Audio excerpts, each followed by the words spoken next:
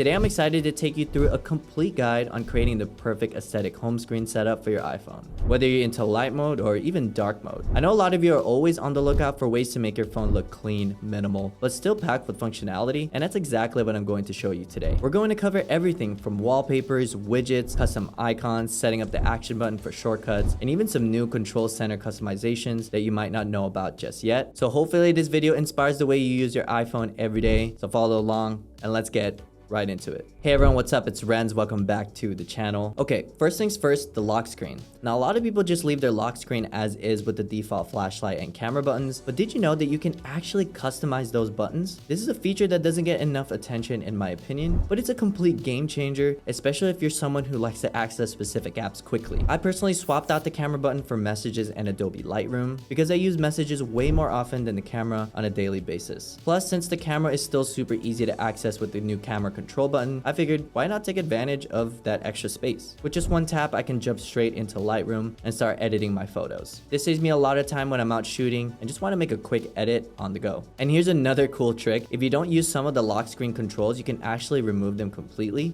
For example, I got rid of the flashlight option and added the remote control for my Apple TV. This way, when I want to watch something, I don't have to search for the remote. Everything is literally at my fingertips. Now you can customize these buttons to fit your daily routine. Maybe you need quick access to a different app. Just think about what you use the most and make those changes. It's all about creating a phone experience that works for you instead of just sticking with the default settings. Now let's talk about lock screen widgets. I love having widgets on my lock screen because they give me important info without having to actually fully unlock my phone. Right now I'm using 3 lock screen widgets that I find super useful. First up, I have the weather widget from the Not So Boring app. It's got a super clean design and it doesn't clutter up my lock screen with too much information. Next, I've got my Tesla widget, which lets me open the app or check the battery status of my car without opening the app. If you're a Tesla owner, this is a must-have widget. Lastly, I use the Google Chrome widget so I can quickly search for something as soon as I wake my phone. This is a feature I didn't think I needed, but now I use it pretty much all the time. These widgets are all about convenience. You should try to pick ones that make your day easier, whether it's checking the weather, controlling smart home devices, or just staying on top of your daily schedule. Now let's move on to wallpapers,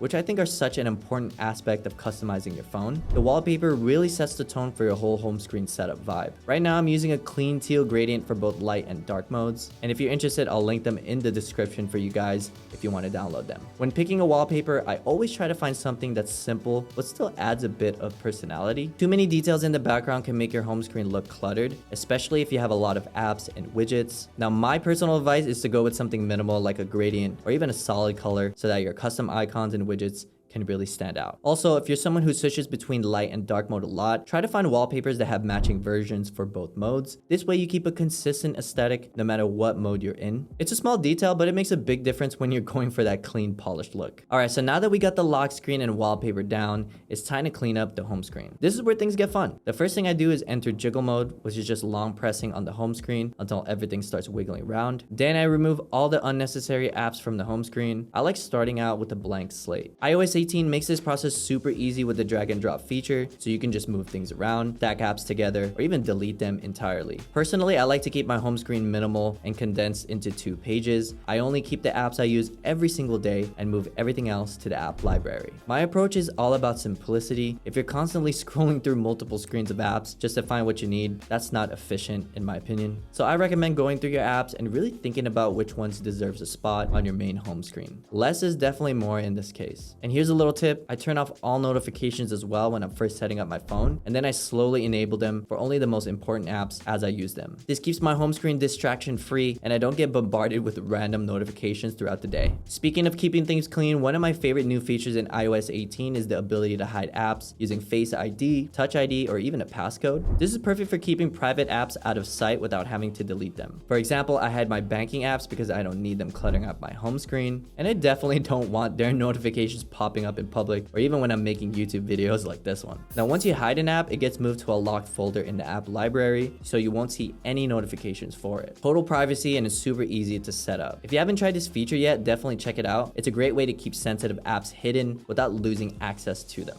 Now for the real customization, let's dive into the home screen itself. Now, I'm a huge fan of using custom icons because they let you personalize your phone in a way that makes it truly yours. For this setup, I'm using a set of icons from Loki, and honestly, they look look amazing. The icons have a subtle grain texture with smooth rounded edges, which makes them look like they're floating on the screen. I went with the exclusive pack that includes icons for both light and dark mode, plus some awesome widgets. The detail on these is incredible, and it really adds a premium feel to the home screen. To set these up, all you need to do is download the icon pack, go to the shortcuts app, and create a new shortcut for each app. I know it sounds tedious, but trust me, the end result is worth it. Just assign the custom icons to your apps, and boom, you've got a completely personalized home screen. And if you want to add a different set of icons, just repeat the process. Now, one thing I love about iOS 18 is that it lets you place icons anywhere on the screen, so you can get creative with your layout. Personally, I like having my icons grouped in the middle of the screen because it looks clean and keeps everything within reach. But if you want a cool wallpaper that you want to show off, you can space the icons out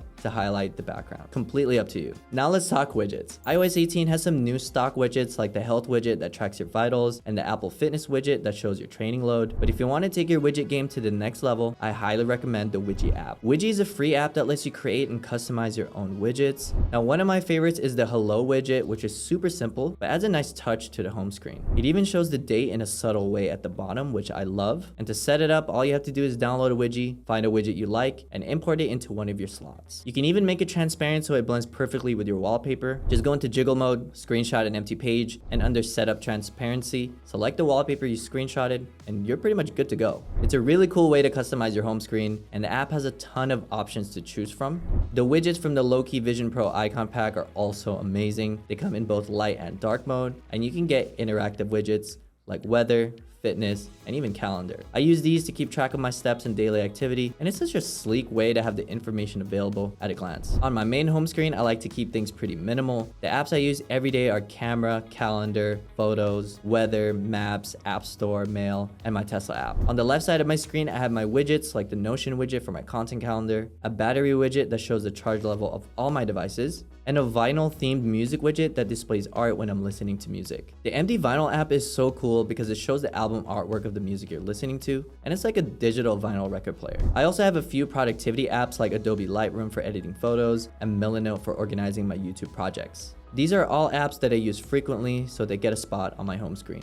Now, when it comes to the dock, I keep it super simple. I have 4 apps basically just there. We have phone because, well, it's convenient, Safari, my go-to browser, settings for quick access to anything I need to tweak, and messages because I'm always texting throughout the day. Now, if you're a big fan of dark mode, I've got you covered. The dark mode version of the Low-Key icons looks just as good, if not better, depending on your preference. Switching between light and dark mode is easy, but here's a pro tip. Set up an empty home screen with your dark mode icons already configured. That way, when you switch mode, you won't have to redo everything. Unfortunately, Apple hasn't made it super easy to switch the dock icons automatically when switching to dark mode, which is quite annoying. There are still limitations when it comes to customization in iOS that I know a lot of Android users will time and time remind me. But let me know in the comments if you're team light or team dark mode. I'm curious to see which one you guys prefer. Alright, let's talk about the action button. iOS 18 has made this feature way more customizable. I've set mine up to open a specific folder in the Shortcuts app that contains all of my most used shortcuts, like toggling silent mode, calling my wife, or controlling my Tesla. If you want to set this up, all you need to do is create a new folder in Shortcuts, add in all the shortcuts you want to that folder, then go to Settings to assign that folder to the action button.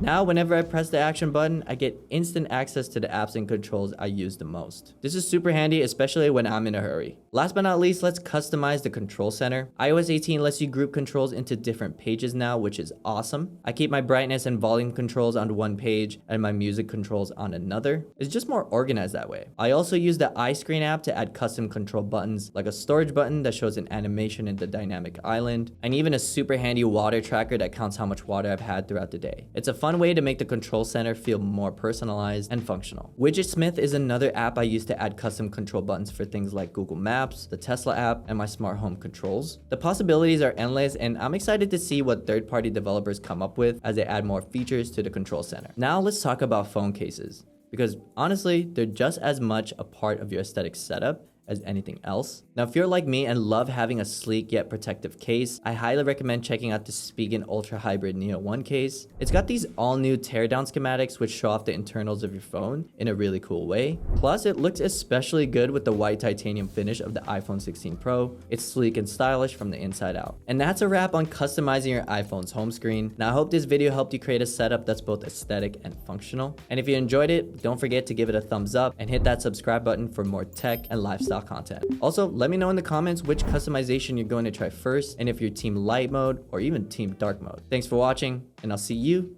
in the next one. Peace.